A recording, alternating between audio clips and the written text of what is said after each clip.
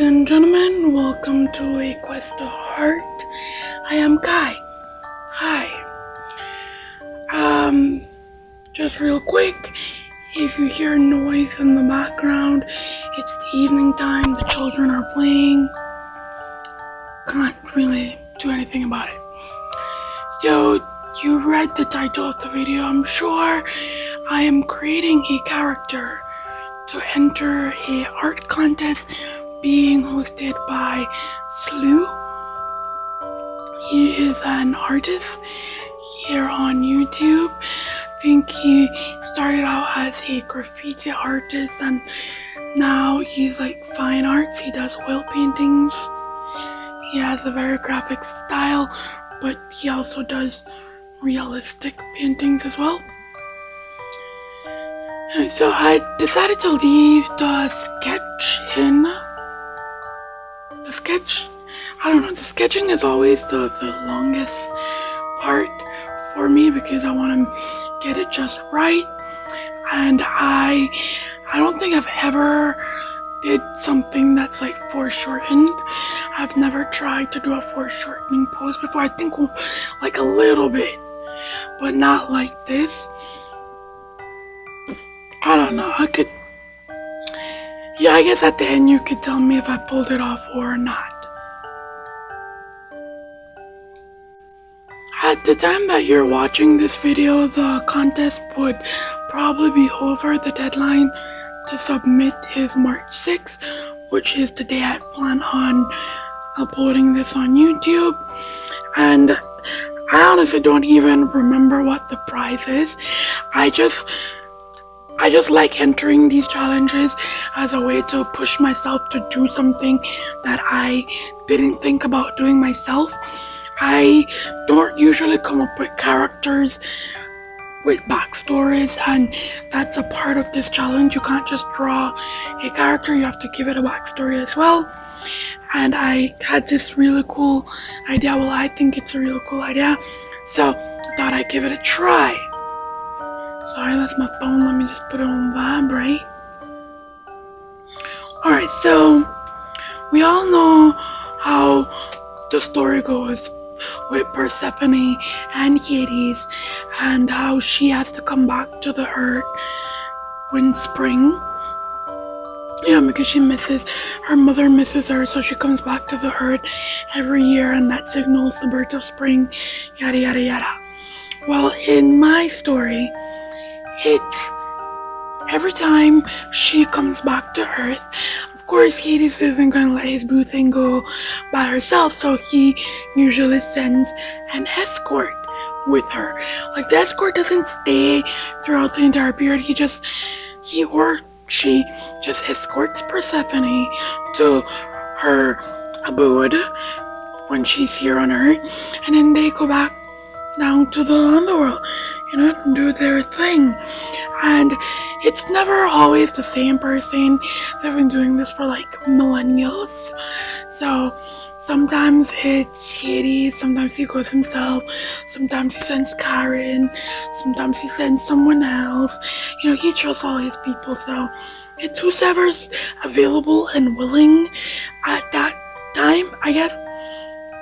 And so my story is that one time Hades went to escort Persephone himself, and he told Charon to tag along.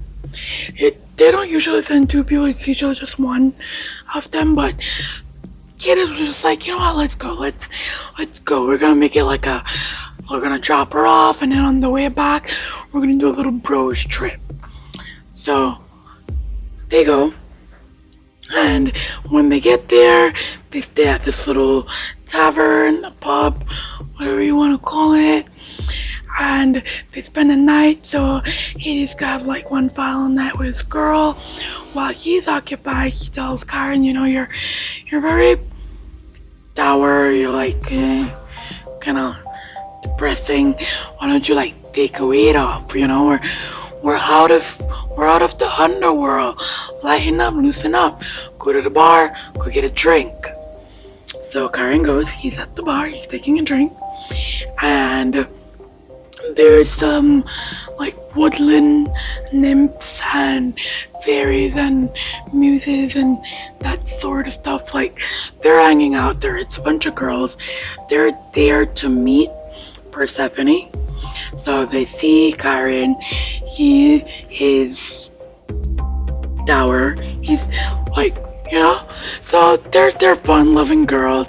They start making fun of him, like poking fun, all good-naturedly, and they're like egging him on to drink, and they're flirting. They're just having a good time.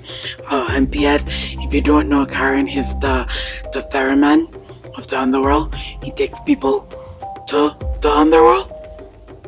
Anyway, so he ends up hooking up with one of the wood nymphs, and they had a good time.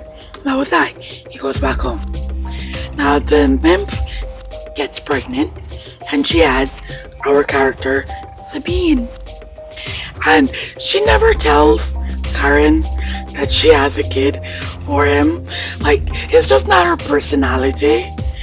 I don't have a name for the mother as yet, but she's just like, have a baby, it's cool, whatever. Charon doesn't find out about his daughter until she's like 7 or 8 years old, when Persephone mentions it offhandedly, like, Sabine looks just like you, or she does this. Maybe he does something and she goes, oh, Sabine does the same thing, she's definitely your daughter. And then he's like, what? And then she's like, Sabine, your daughter with blah blah blah. And he's like, oh, you didn't know? Oh, I thought someone told you. Oh well, c'est la vie. And she keeps it pushing. So Sabine, daughter of Charon and an wood nymph, and she lives with the nymphs, where they have wings. They have, in my story, the woodland creatures, they have wings. They have dragonfly wings and they have butterfly wings, and they just look like beautiful, ethereal fairies. And then there's Sabine with these like bat wings and horns, and nobody makes fun of her. She's never made fun of for the way she looks, but she can see that she doesn't look like the other fairies, and she doesn't feel comfortable about it. So she tries to overcompensate for her dark look by wearing like a lot of pastels and light, very girly, feminine character. She just tries to be very feminine. And so she's 19. She's going to turn 20, so her mother tells her that she needs to go spend some time with her dad. She doesn't want to. That's why she's like trying to be a little bit rebellious and wear like a skimpy outfit to get on her dad's nerves, to irk him a bit. Because in my story, I'm gonna keep saying, in my story, like a day on Earth is like 1,000 days in the underworld. So she's only gonna be gone for like a couple months in Earth time, but she's gonna be down there for a couple thousand years in immortal time. And she doesn't want to, because it's like, it's the underworld, it's dark and it's a drag and it's boring. But she goes, and her power, one of the powers that she has, and it only like manifests itself when she's in the underworld, is that when a person is scheduled to die, she would visit them in their dreams, like the last dream that they're going to have before they die. And she doesn't tell them that they're going to die, she just befriends them in the dream and talks to them. And it's mostly for people who are going to have like an unexpected death, like someone that's young, or there's going to be an accident. It's not like people who are sick and you know that they're going to die. It's for unexpected deaths or people that die young. And the reason behind this is just that when they show up to go on the ferry. She's going to be there with her dad. They're going to see her. They're going to recognize her from her dream. They're going to recognize her as a friendly face. And it just helps them transition a lot easier from being alive to now having to be in the underworld.